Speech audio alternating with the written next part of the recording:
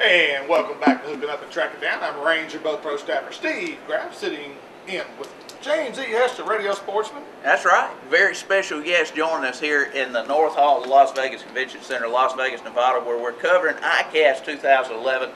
This is a friend of the program, Steve. Just a great guy, friend of ours. We ought to be slapped for not having him on. I've seen this guy around. He ought to be a regular on our show. A time or two, you know. Dude, you guys got the flowers going. I love it. Yeah. Man. I love it. We're gonna even give him a microphone. Good, Actually, good. I did have this gentleman on a couple of years ago. 1 week while you were out, I had him on on the phone. So he has been on before. He has been on one time before, but I swore I'd never do it again. No. And here he is. Here he is. Harold Allen joining us. So, Mr. Harold, we appreciate you taking time out, man. We know you're busy, got a full schedule here at ICAST, but we appreciate you taking time to join us. Well, guys, listen. You know, first of all, we're out here in Vegas. A lot of things going on, but you run into guys from back home. You know, you always make time for guys back home. You always. You take care of those, take care of you. So, man, we're proud to be here. Well, Harold, it's an honor to have you on. Again, I consider you, and I'm not just blowing smoke. You're in that category with Tommy Martin, legends of Toledo Bend. You're one of the rod slingers over there that I have always looked up to and think the world of. And again, it's the standards you set that have made a lot of guys have to work a little harder to be competitive against guys like you and Tommy Martin. But y'all set the standard very high. Appreciate it. We had, you know, we opened our guide business up and still got a lot of friends, but you know.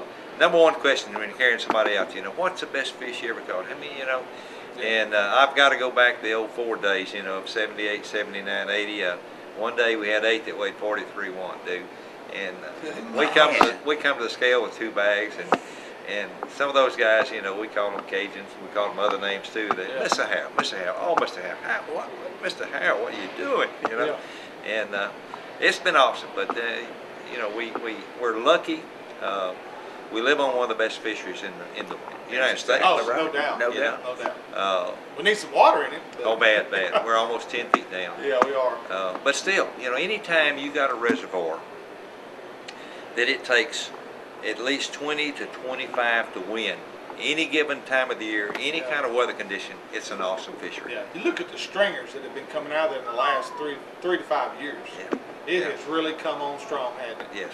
McDonald's 2 over 11. Oh yeah. You know. Yeah. And isn't that great? It's just been absolutely phenomenal. Again, if you don't have a 20-pound bag when you walk to the scales, and just about any tournament, it's not just the BASS or FLW level guys. I know it. It's just local Joe Blows out there. You better have a good bag. Here's one of the strongest testaments to that. Exactly what you're talking about with the trophy fish. You know, when we look at the replica program that they have on the lake, awesome deal. 10 pounds and better, you bring that fish in, you know, to Toledo town, and they register the fish, they return it to that lake, and you get a free replica.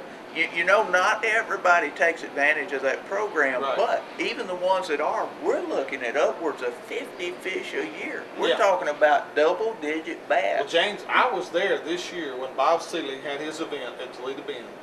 They made the presentation of those trophy bass. That's correct. Over the last year. I bet there was 30 to 35 of those plaques and replica mounts that they passed out. It was unbelievable. It was 09 or 10, I believe, had 51. It was incredible. It really is. And that doesn't tell you. And fella, something to tie into that too, there's still some fishermen out there that are, you know, there's some that abuse the fishery, but there's still a lot of guys out there that caught a 10 or over and said, look, I can't keep this fish alive. I'm turning her loose right now. So even though they gave out that many, there's probably that many more that turned the fish back loose immediately.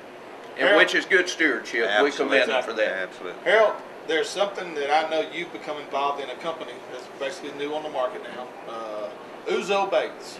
I know you've become very familiar with them. You have used the product. Tell us a bit about Uzo Baits and what you think about it. Well, first of all, let me say about the owner, Miss Debbie.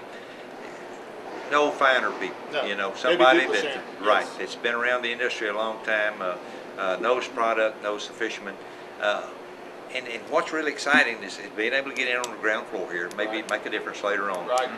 The baits that she's building already are some of them, there's nothing been out there like them. They're versatile. You can take one bait and you can use it on the top water, Yep. or you can put a little weight on it and swim it, and it has Exactly. an awesome action. Other baits. I mean, she's got 6 or 7 baits in the line right. The goby. The goby is catching fish everywhere. Everywhere I go, I'm catching fish. Saltwater, I even can saltwater. tell you. You know. Yeah.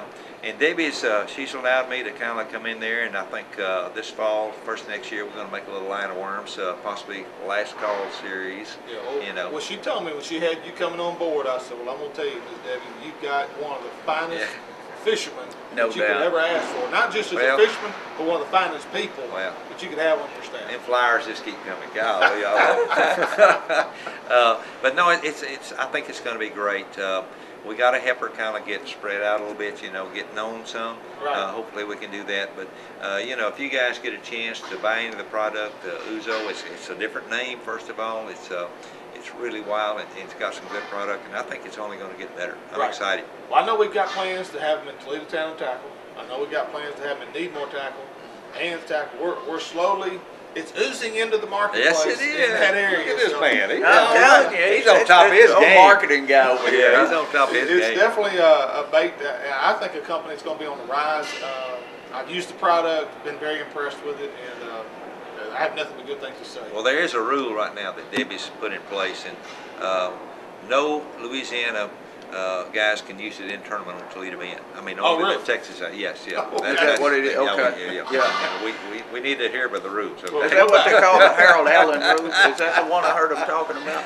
It's called I gotta win, you gotta lose. Yeah, you got that right. Yeah. I got Rayburn next 2 weeks from Saturday, a week from Saturday, so I guess I'm good over there. Yeah, you But, better tie one of them on one of them big old rigs and drag it around out there. I promise you, I will have that done, Yeah. tied on. Mr. Harold, you've made a lasting impact on a lot of people as they were getting into the business. I got to tell you that, and it's very much appreciated. It's not overlooked. I know I can remember years ago when my brother was first getting heavy into tournament fishing. He said, man, he said, Harold Allen's just one of the greatest guys, Jerry Hester, and he said he's just a first class, you know, act, and he said he's taught me a lot, and you know, it's things like that, taking the time. That's something unique, I think, to the outdoors industry when you walk the floor here at ICAST and you see the legends that have been around this, have been at the top of the game for many years. Yeah. They still got time Yep. for people because there was a time when they were there, you know, and so we appreciate that. You know, I Well- almost compare it to NASCAR. The one thing NASCAR's done a great job of is they have not left. He's been watching you drive. You skeeter. Oh man, I love it. I love it. Well, he should have watched. He should have been with me last year here. We did Oh, no, let's don't go there. we did the Let's go Richard there. Petty driving experience here. Did you Oh, really? Oh, did you you really? do that? Oh God. Is that something? Dude, I'm a 100 huge Richard Petty fan. Oh, 150 and bail off in that turn. I mean, cool. There's. How was it? Oh, Now, can you imagine we're on doing camera. I can't really tell Can you. you imagine doing 200? Yeah. Oh, I can't wait. I'm telling Yeah. you, those guys. But anyway, I don't even forgot what I was going to say now. Well, we was talking about the skeeter out running the. No, we Oh, won't yeah, go back there. No, guys, you know, what's really neat about this game is you learn every day, and you learn by one of two ways: either going with somebody that's better than you are, or putting in your time on the water. Right. And it's been a tremendous personal satisfaction to carry somebody out there, or be with somebody that really wants to learn, that really pays attention, and you give them just one little tip, you know, Yeah. and 10 minutes later you just kind of see it. They figured out what you're talking about, you Yeah. know. You And got a at the buddy same forever. time, you probably have to be. If you're a really good fisherman, you got to be open-minded. You can learn a lot from the tow and the back of the boat. Dude, how many times? Yeah. I've been out there just busting my can. I'm doing the right thing. I know I'm the right thing. I'm in Yeah. the right place. And that guy in the back catches one, you know. Okay, it's a fluke. Yeah. Boom, he catches another. It ain't a fluke. Okay, no more, wait a you minute. He's know? on Right. to something here. You keep your eyes and ears Yeah. open, and you don't let nothing get by you, dude. Right. Nothing. I Be mean, observant. yes, yeah. Now then, the BS after the end of the day, you know, the talk flying, not Right. necessarily. But if it's happening on the back of your boat while you're there on the water, you Yeah. better be paying attention. Right. Mr. Harold, thank you so much for taking time out to join us once again. We appreciate you. And it's something we had to come all the way to Vegas to interview you. Yeah, man, in our backyard. Yeah. Yeah. Lee. And there's so many times we're at Kirk Carver's so often, James. Yeah. We got to start getting Harold on. Just sit in the whole show with us. That's right. Just come in. You We'll welcome get Kurt anytime, to Harold. furnish the coffee, and we'll just do it up right. Well, he buy you lunch. He's pretty tight, you know that, Kurt is. Yeah, I know. Well, now Kurt ain't buying the lunch. Yeah. We'll have to buy the lunch. I can get lunch out of Jerry a lot easier than I can Kurt. I promise you that. But don't tell Jerry hello for me. First time I ever fished the Red River, I fished with Jerry. And, Pretty good fisherman on the river. He is. You know, I can tell you that from experience. I could tell he went into a place, he had a lot of confidence in it, you know, which instills your confidence, you know. We call it the Hester hole. Yeah, you know exactly where it's at. I know exactly where it's at. Yeah. And I avoid it. I stay off of it. So that's his spot. He found it. I always. I caught some pretty good ones a little further back. Oh, did you? Oh, yeah. Well, now And you can show me that spot now. That ain't Jerry's hole.